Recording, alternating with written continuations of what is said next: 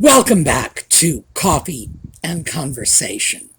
And once again, we are facing a ridiculously hot day here today, over 90. So the cat is hiding and I am making out the best I can. So today I thought we would pick up with the topic we started last weekend, which was natural fabrics. So I thought we'd talk about the unnatural fabrics this weekend. A few of the man-made fabrics that we've become very dependent on. And I know for people like myself trying desperately to weed them out of our closets, well, you know what? It's just not happening. So we need to find a way to accept the man-made fabrics for their value and their virtues and figure out how to live with them. So when we come back,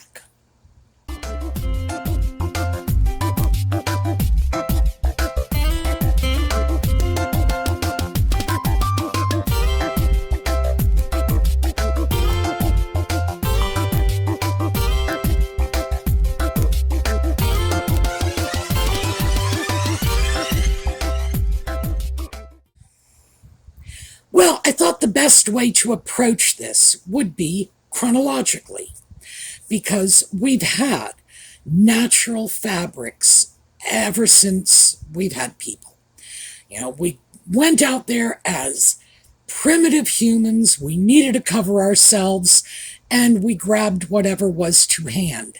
And it certainly was not made by the Dow Chemical Corporation.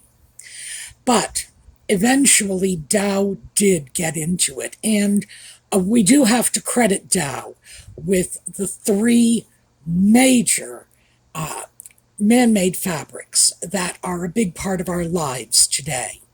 So, let's start with nylon.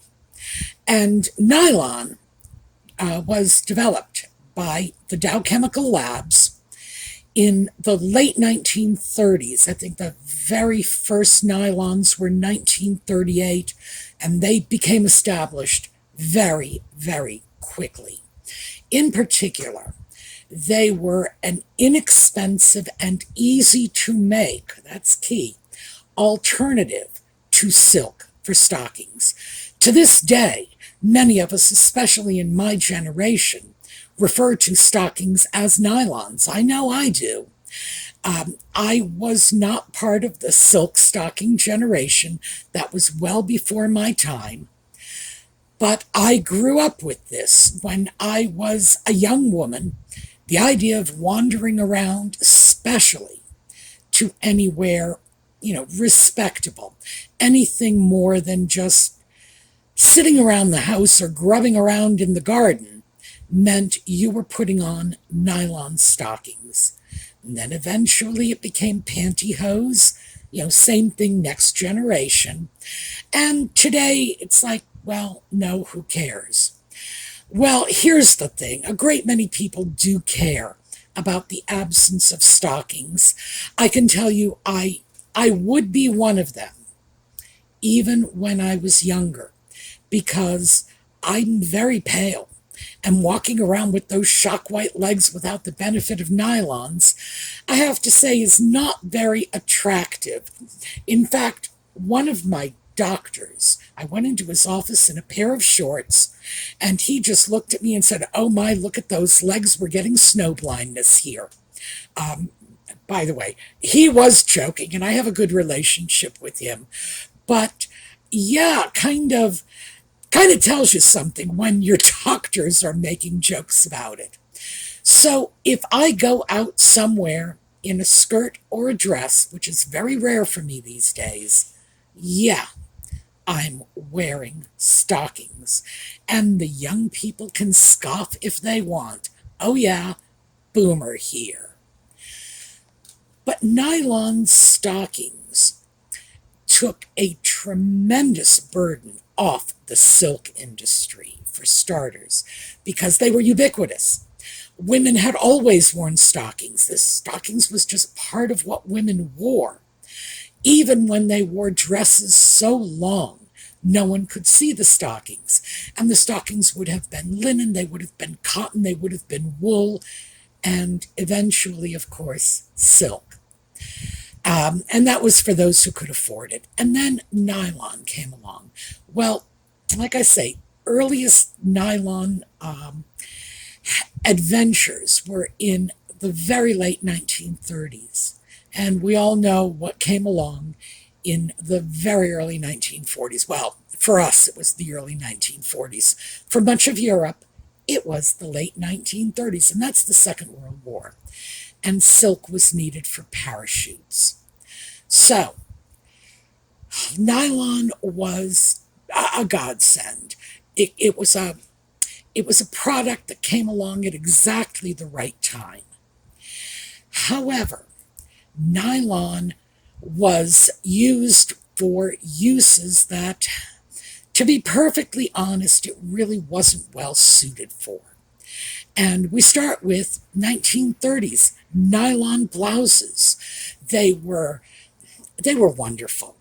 You could throw them in the wash, they wouldn't wrinkle. You took them out, you shook them dry, and by the time you were through shaking them, you could wear them. They dried almost instantly. And because they were a man-made fabric, and they responded differently. If you tried to iron them, you could burn them, but it was a heat process that set in those sharp creases and that beautiful, tiny nylon pleating that the fabric eventually became known for. Today, in terms of designer fabrics for dresses, blouses, etc., where you are really going to see nylon is in vintage 1950s style. And if you happen to be a lover of 1950s and that whole look, oh yeah, you can't beat one of those little nylon blouses that were so light and thin you could practically roll them up and shove them in a thimble. But there were problems with nylon. Nylon does not breathe. Nylon does not wick moisture away from you. It traps it in. And when nylon became ubiquitous in the 40s, the 50s, the 60s, for undergarments, slips, and underpants in particular, yeast infections went through the roof. It was not a healthy fabric to wear close to your body, as millions of women discovered to their dismay. However, I do think there is a place for those darling vintage nylon shirts, as long as you are clear about what it is you're buying and what you can do with it. You do not want to wear it for 24 hours, for example. Frankly, I wouldn't want to wear it for more than maybe 8 or 9 hours straight, simply because it doesn't breathe. You don't want to wear it as underwear. Whatever you may be thinking about that, forget it. Just forget it. But nylon has some terrific uses still today. Our umbrellas are made of nylon. Parachutes now are made of nylon and have been since the war. Leisure clothes, windbreakers, ponchos, rain gear, because nylon is waterproof. It just rolls off the nylon like water off a duck's back. So it is valuable. Nylon crops up in sneakers, trainers, athletic shoes. And in terms of our ability to get rid of nylon, well, your backpack is going, a lot of your heavyweight linings, even for things like handbags, are going. And if you want an umbrella, but you don't want one made of nylon, well, good luck to you when it comes to finding a substitute. Now, it's true you can do it. There are chemicals you can spray to waterproof almost any fabric, but you are going to pay a fortune for a non-nylon umbrella, and then you're going to pay another fortune to Scotch guard it after every time you come in from the rain. So we still do have plenty of uses for nylon, and that's not even going anywhere near the industrial applications, like seat belts, just as one example. This was the late 1930s. So next up, the early 1950s, probably about 10, 12 years later. Again, DuPont. Remember their slogan, better living through chemistry? Well, they really meant it. They came up with polyester. And polyester was a little slow to catch on at first. The main selling feature of polyester was no iron, drip dry or machine dry. It didn't melt the way nylon did, and it just never needed care.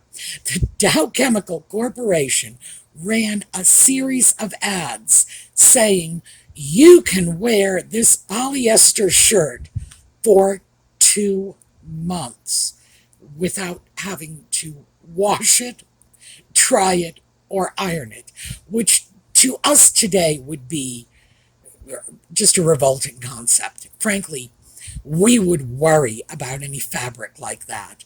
But to the overworked 1950s housewife who was responsible for doing it all by herself in the days when families were larger, there were more children, and there were many fewer time-saving and labor-saving conveniences. This was, again, it was a godsend. Polyester, oh my. Now, the better grades of polyester really could replicate the look and feel of silk. The problem is that wasn't what people were buying it for. So the very, very good quality polyesters that were among the first to come out in the 50s were very quickly replaced by the super cheap polyesters of the 60s and 70s. In particular, the dreaded polyester double knit, which was, it was just an appalling fabric. It was made from chemicals. I'm sorry, I probably should have said this about nylon. When I say chemicals, I'm talking about the petrochemical industry. I'm talking about, crude oil is what we were wearing. I know, disgusting, but yes. Made of chemicals, and it looked it. So there was a major rejection in the late 60s and early 70s of polyester. You would see polyester blended with cottons. Dacron was one of the, that was a DuPont trade name. That was one of the big polyesters, but there were many different styles, textures, thicknesses, and the bottom line is they were all cheap. They ended up taking over the market, and eventually the market just said no and rejected them. They started coming back in the 80s and 90s when designers like Calvin Klein and Oscar de la Renta were designing for polyesters specifically. They were using this in their clothing. By the way, to this day, and I will tell you this because I don't buy a lot of designer clothing, but I certainly do check it out when I see it. And I will go through the designs of top designers. People like Gucci, Versace, etc. And I am just appalled by the amount of polyester you will find in items of clothing that you will be expected to pay thousands of dollars for. Yeah, really scary. But For those of you who might be interested in going out and grabbing a designer piece, read those labels. Get your money's worth. Because if all you're doing is buying a polyester shirt with a designer label on it, oh, please, please rethink this purchase right away. So after polyester, oh, and polyester is still with us. I should get into this a little. Car upholstery is almost invariably polyester. Polyester has numerous applications in the technological world. It has commercial applications. It was not a complete waste. It was just abused, it was cheapened, and it was rejected as it should have been. You can still find nice pieces in polyester, but you have to shop carefully and choose carefully. But if you are looking for good, durable items, sportswear, polyester very much dominates sportswear. You're going to have polyester. That's all there is to it. And I will tell you this, half of my gym clothing is polyester. It's the clothing that can take the kind of beating you give it in a gym, still look halfway decent, get thrown into the wash, look okay, and frankly, because, as I've mentioned previously, the only people who see me at the gym is that crew of old guys who look so shabby themselves, they'd have a lot of nerve to complain about what I look like. But yes, major player in the active wear industry. So as we move chronologically, our final fabric that we're going to take a look at is spandex. And we call it spandex. I believe the British use the trade term lycra, which here is a brand name. And through most of the rest of Europe, it's elastan. I know that's what it is in Sweden.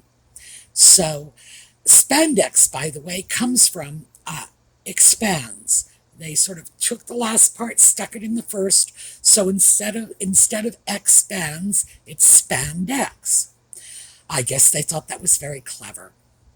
Spandex is a staple in our undergarments. No two ways around it. If you have anything with an elastic waist, and most of us do, at least for our undergarments, there's your spandex, or lycra, or one of the other trade terms. If you're wearing a bra, spandex, lycra, one of the other trade terms. So this one came along,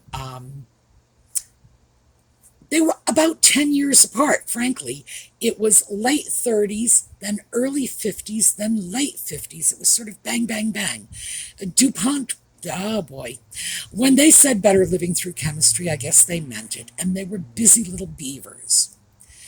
Today, other than undergarments and in particular shapewear, it was huge in the 60s and 70s for girdles and garter belts and that sort of thing.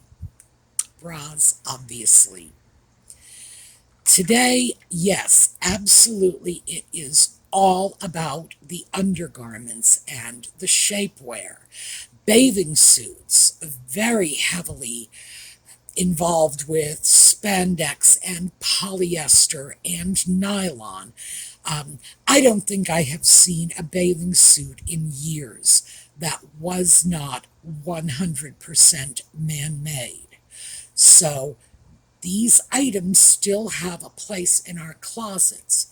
But with spandex in particular, what we see is the medical industry. Things like ace bandages, compression stockings. Where would we be without them?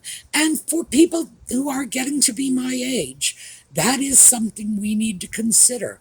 We may well want support stockings. We may well have them whether we want them or not. And it is spandex that has made this possible. So I would also go so far as to say that between the nylon and polyester in automobile seat belts, the spandex in the compression stockings, ace bandages, etc., all through the medical world, many of these products have performed life-saving jobs. So when I say I don't like man-made fabrics, it's strictly about the clothing I like, the styles I like, the feel, the fit, the hand of the fabric. I don't ever wish that nylon or polyester or spandex were not invented. They were invented. I am deliriously happy that we have them available to us. And as I said before, what are we going to do? We can't get them out of our wardrobes. Unless we want to go back to the old days of tying our underdrawers up with little strings, or bras that do not move or twist with us or support us properly, if we never want to see a pair of shapewear again and just wander around with all of our bulges bulging in all of the wrong places, yeah, sure, we can do without them. But I can only speak for myself and say no thank you. This is one modern innovation that I'm very glad we have.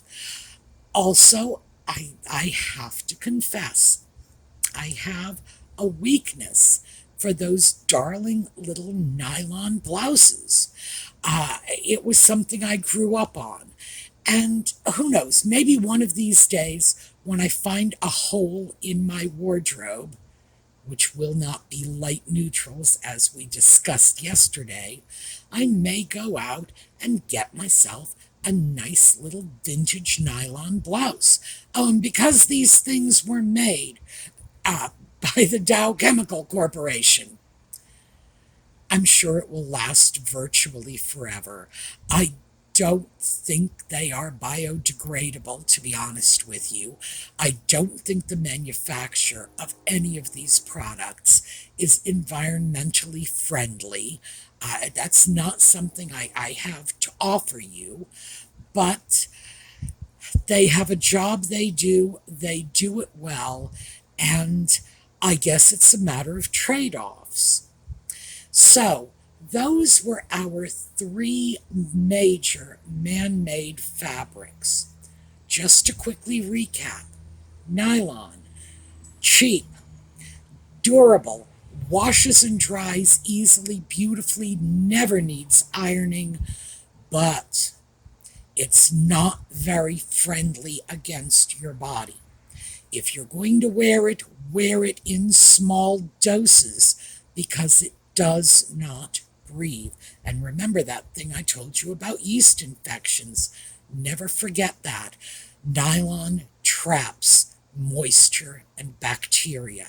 And in fact, even though moths won't eat it, they say mold will grow on it, which, I don't know. I guess that shouldn't surprise me. Polyester. It turned out to be a great alternative to more expensive fabrics. It put beautiful and just unattainable clothing into our lives. There are designers like Calvin Klein and De La Renta who worked in this medium, polyester. I will never acquire a taste for it. Sorry about that. I was part of that generation that utterly rejected it. So, not going back. Spandex, that's here to stay. Given the fact that I have absolutely no interest in giving up my undergarments, well, I kind of have to accept that spandex is in my wardrobe for good. So they have their values, but we can't lose sight of the fact that they're environmentally unfriendly, that even though they are very, very cheap, they have drawbacks. But the major drawback is not that they're hard to care for. In fact, these are the most easy to care for fabrics you are ever going to come across. So, if that's your priority, go to town. And also do remember that, as I said, it makes a lot of very nice items available to a lot of people who might not otherwise be able to afford them. And that there's a value in that. It's not everybody can afford to get on their high horse and say, oh, I'm going to shop in an environmentally conscious way. No, that is a first world luxury. All right, so that is what I have for you today. I think maybe next week we'll take a look at how to clean and maintain these things, because now that we're talking about fabrics, what we can do with them, we might want to take a look at how we can keep them looking their best. All right, I'm very sorry we didn't have Audie, but I will put in the Audie slideshow for those of you who are interested on the way out. Those of you who follow us on Just Chatting, that will be at 8 o'clock this evening. And for the rest of you, we'll see you all next week. So, have a terrific day.